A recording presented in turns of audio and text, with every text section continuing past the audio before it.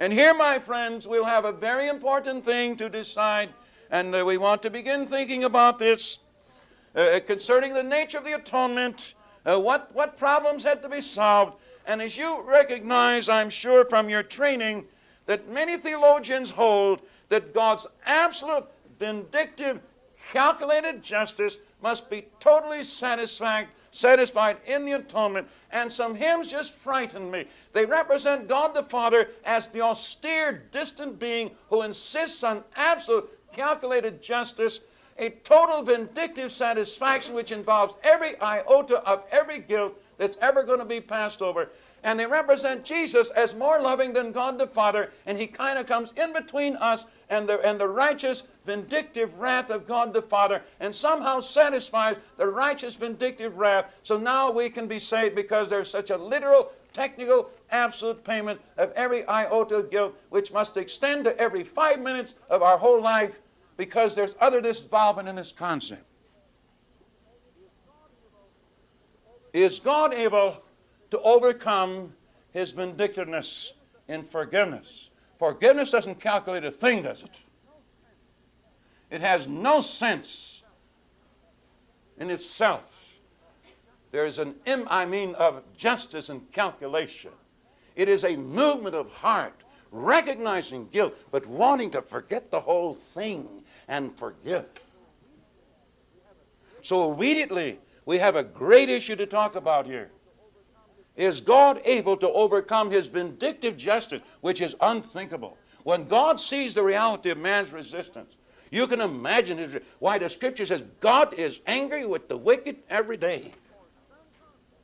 Can we form some concept of the indignation, the wrath of God, the reactions of God over the way mankind are treating him? Oh, the reactions of God. Now here's the question. Is God's love able to overcome his inner personal reactions so he is willing to forgive? Here's the watershed of the concepts of the atonement.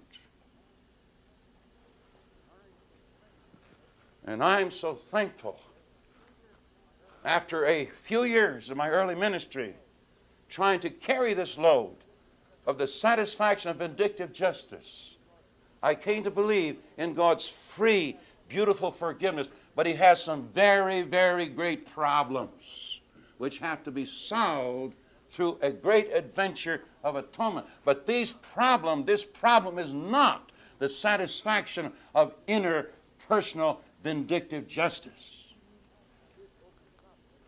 And this opens up a remarkable difference between ourselves. We know what vindictive justice is. We practice it from our childhood, didn't we? I don't think anybody ever forgives anybody until we meet Jesus, the source of forgiveness. And half of the hospital beds of this hour are filled with those who wouldn't forgive until it damaged their bodies. Forgiveness is real, isn't it? Is God able to forgive? I'm so glad to believe that he's different than I am or I was. Therefore, I'm embarrassed, and I want to become like him.